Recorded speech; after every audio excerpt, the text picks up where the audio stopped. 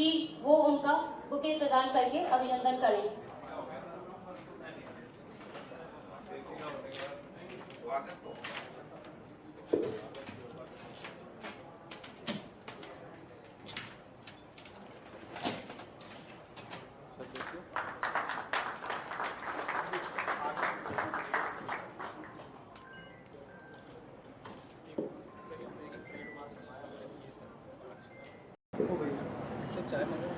नमस्कार।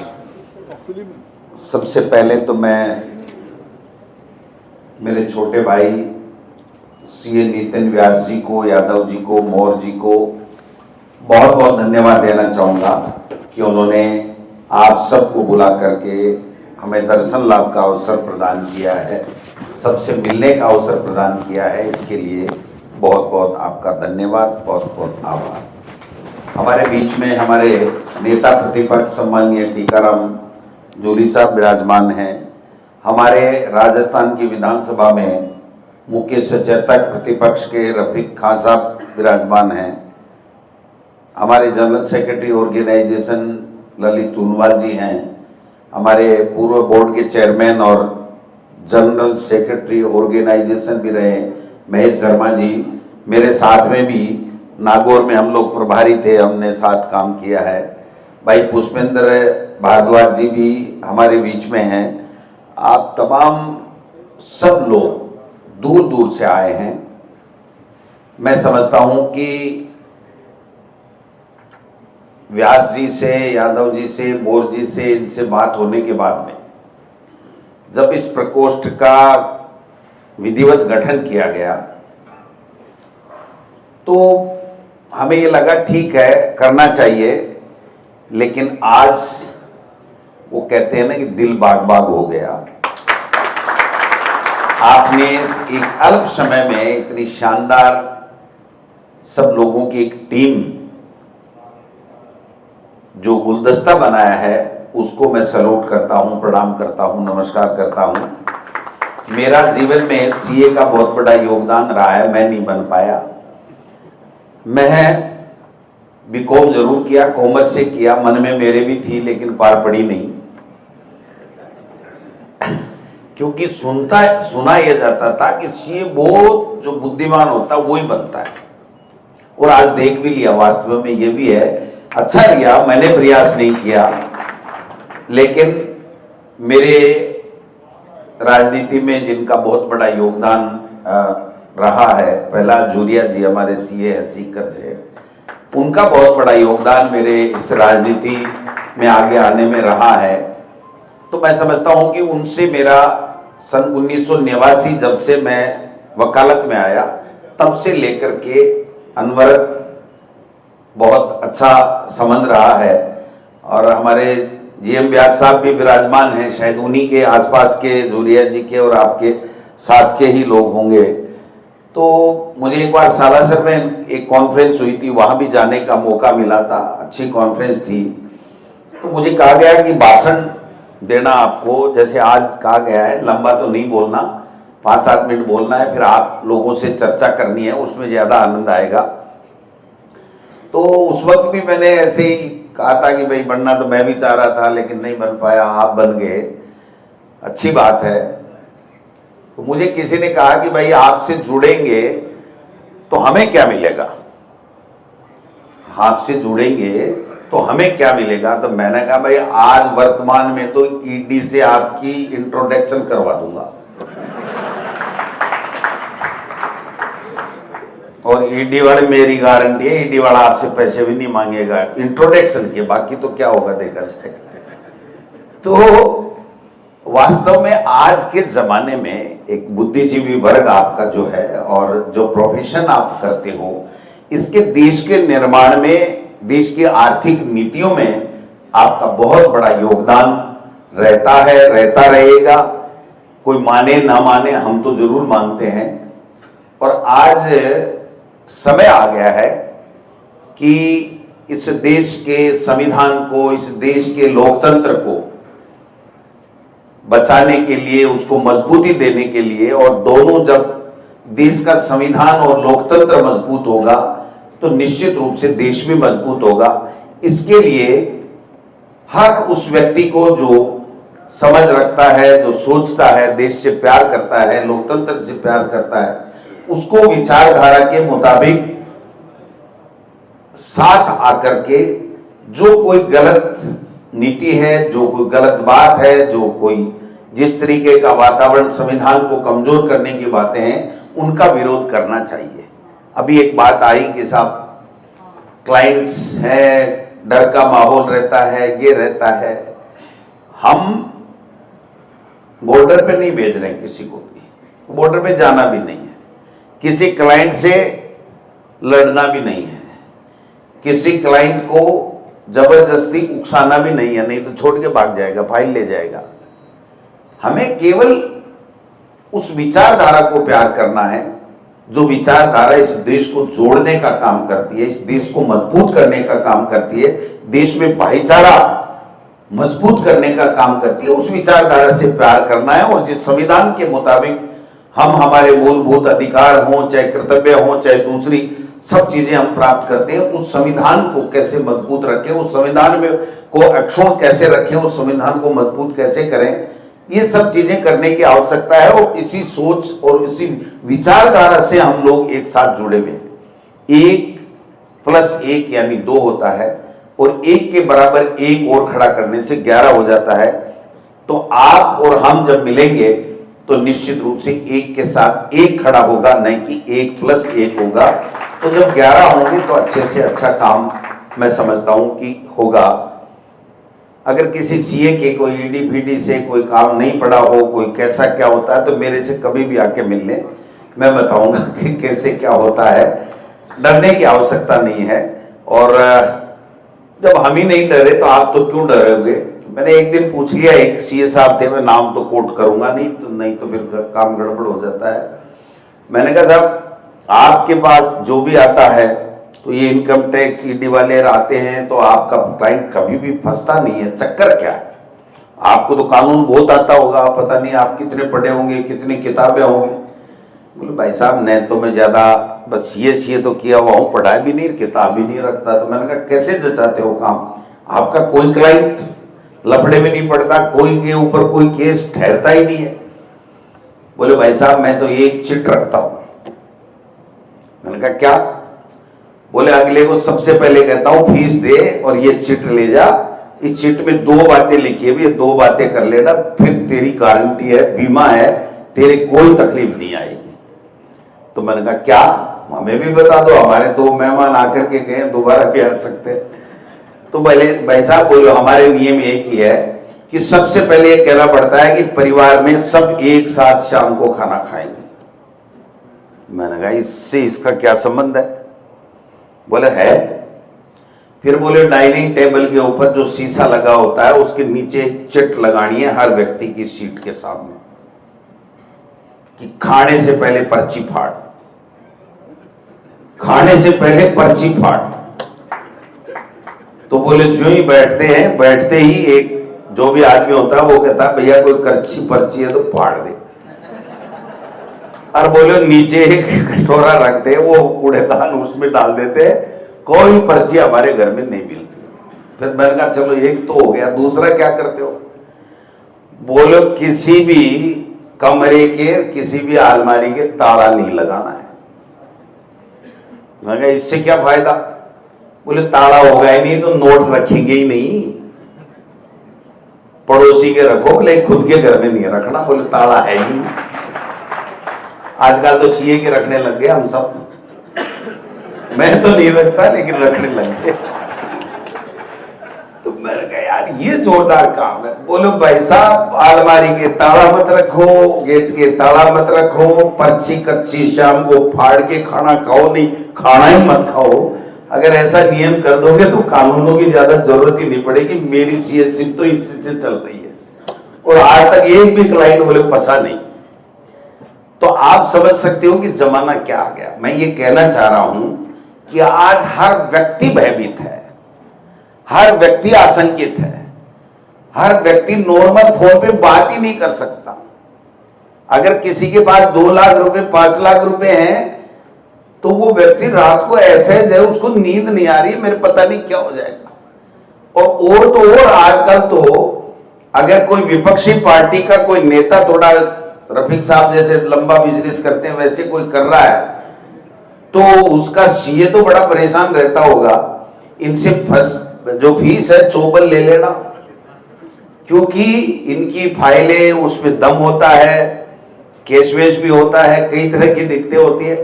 तो सवाल यह है कि हर व्यक्ति जिसको हमारे संविधान ने बोलने की आजादी दी है, बिजनेस करने की आजादी दी है, नौकरी की आजादी दी है, हर बात अपनी सही बात रखने की आजादी दी है, वो आजादी हमारी छीनती जा रही है। हर व्यक्ति भयग्रस्त है कि पता नहीं कब क्या होगा, और हम जैसे तो 4 बजे का अलार्म लगाने लग गए कि 5 बजे तो मेहमान आएंगे ही आएंगे। अब वो आए कि नहीं आए, लेकिन उठना जल्दी जरूर हो गया कि चलो 4 बजे उठ जाओ, 5 बजे से पहले तो क्या आएंगे। तो ये जो माहौल पैदा हुआ इस देश में, ये देश के लिए खतरनाक है, ये पूरे देश के लिए खतरनाक है, हम सब के लिए खतरनाक है। और इस माहौल को बदलने के लिए, इस देश को बचाने के लिए, अब आप बताइए, अभी आज आप सब हैं, मधुकर गुप्ता हमारे राज्य निर्वाचन आयुक्त हैं, उनका बयान पढ़ा होगा। वो ये कह रहे हैं कि सरकार पंचायती राज और नगर निकाय के चुनाव कराना ही नहीं चाहती, हर 3 दिन में चिट्ठी दे देती है, कोई कोई बहाना बना लेती है। आप बताइए कि कॉन्स्टिट्यूशन में एमएलए का चुनाव, एमपी का चुनाव, जिस प्रकार से कॉन्स्टिट्यूशन में जो व्यवस्था है, जो कानून है, विद्यमान है धारा, वही अनुच्छेद नगर पालिका और पंचायती राज के लिए राजीव गांधी जी ने 73वां और 74वां संविधान संशोधन करके डाला। जब 5 साल में एमएलए का चुनाव होगा, एमपी का होगा, तो नगर निकाय और पंचायती राज का भी होगा। और जब आज पंचायती राज और नगर निकाय का नहीं हो रहा है, तो क्या गारंटी है कि आने वाले समय में एमएलए का भी होगा या एमपी का भी होगा, या चाइना या रूस की तरह राष्ट्रपति को ही सारे अधिकार मिल जाएंगे? क्या चुनाव फेर होगा कि नहीं होगा? ये जो सारी व्यवस्थाएं हैं, इसके लिए, देश के लिए कांग्रेस पार्टी की जो विचारधारा है, उससे जो जुड़कर के जो हिम्मत वाला ही व्यक्ति काम करता है, उसकी हिम्मत को मैं सैल्यूट करता हूं, प्रणाम करता हूं। आज आप देखिए, कॉन्स्टिट्यूशनल पोस्ट पे बैठा हुआ व्यक्ति हमारे उपराष्ट्रपति हैं धनखड़ साहब। हमें गर्व होता है कि हमारे शेखावाटी से भी हैं, जाट भी हैं, अच्छी पोस्ट में हैं, कितनी बड़ी पोस्ट है। वो व्यक्ति अगर भाषण में ये कहे कि जो हमारे संविधान में समानता और धर्मनिरपेक्षता का जो कॉलम है उसको हटा देना चाहिए, तो ये देश कहां जा रहा है समझने की आवश्यकता है। अगर हम छोटे छोटे स्वार्थ में पढ़ करके मेरा नुकसान हो जाएगा, मेरे को ये हो जाएगा, पता नहीं वो आ जाएंगे, डोटाजरा जी से मेल रखेंगे तो ये हो जाएगा, ये छोटी बातें हैं साहब। देश बड़ा है, संविधान बड़ा है। आज कोई कह सकता है, गारंटी शुदा कह सकता है कि मेरे को न्याय मिलेगा? आज भरतपुर में 1.5 साल से चुनाव नहीं हो रहे जिला प्रमुख के, गंगानगर में 12 महीने से चुनाव नहीं हो रहे। आपने कल परसों देखा होगा कि सरदार शहर में चुनाव के लिए, अविश्वास के लिए आकर के वो सारे के सारे पार्षद बैठ गए। केवल एक जो चेयरमैन है वो भी पार्षद था, वो तो आना ही नहीं, उसके खिलाफ तो अविश्वास है। और एडीएम साहब बीमार हो गए और भर्ती हो गए। ये क्या, ये कानून है, ये संविधान है।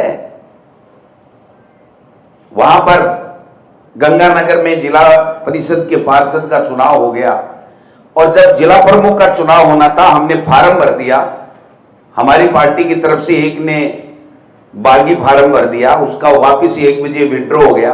1:10 के ऊपर कोर्ट से स्टे लाके कह दिया कि आगे की प्रक्रिया नहीं होगी, इसको सील कर दो। कांग्रेस शासन में कभी नहीं हुआ। आज भारतीय जनता पार्टी का प्रदेश अध्यक्ष ये कह रहा है तेरे पास पूरे आदमी हो तो बता देना, नहीं तो चुनाव ही नहीं करवाएंगे। ये कॉन्स्टिट्यूशन का मजाक है, ये कॉन्स्टिट्यूशन की धज्जियां उड़ाई जा रही है। इसलिए आप लोग जो बुद्धिजीवी वर्ग हो, जो कानून को समझते हो, संविधान को मानते हो, उन सबको इन विपरीत परिस्थितियों में देश को, देश के लोकतंत्र को, देश को, संविधान को बचाने के लिए हमने आग्रह किया और भाई सीएम नितिन व्यास जी ने ये बीड़ा उठाया अपने साथियों के साथ, यादव जी, बोर जी और सबके साथ में, और एक इतनी शानदार टीम बनाई है कि मैं अपने शब्दों में बयान नहीं कर सकता हूं। ऐसी टीम तो हम तो हमारी कांग्रेस पार्टी पीसीसी की नहीं बना पाए। जब बुलाते हैं तो हाजिरी लेनी पड़ती है, कितने आए, कितने नहीं आए, क्यों नहीं आए, 3 मीटिंग में नहीं आएंगे तो ये कर देंगे। तो आप तो जोधपुर से, झालावाड़ से, कोटा से, बारा से, सीकर से, गंगानगर से, कोई ऐसा जिला नहीं कि जहां से आप नहीं आए हो। निश्चित रूप से एक बात पूनवाल जी ने कही है, ये करने की आवश्यकता है। मैं पीछे के इतिहास में नहीं जाना चाहता, लेकिन जो ऑर्गेनाइजेशन, जो हमारा प्रकोष्ठ, जो हमारा डिपार्टमेंट, जो हमारा फ्रंटल ऑर्गेनाइजेशन, जो व्यक्ति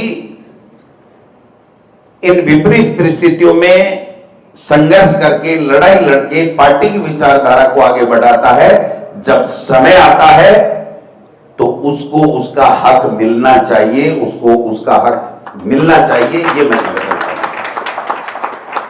चुनाव की बात, एमएलए का लड़ो, एमपी का लड़ो, एक लक्ष्मणगढ़ को छोड़ देना, जूली जी वाली सीट को भी छोड़ना, मेरे साथ हम लोग एक रहे 11 हैं तो हमारी भी छोड़ देना। अब रफीक जी वाली तो अब 7 आ गई तो छोड़नी इनको भी पड़ेगी। बाकी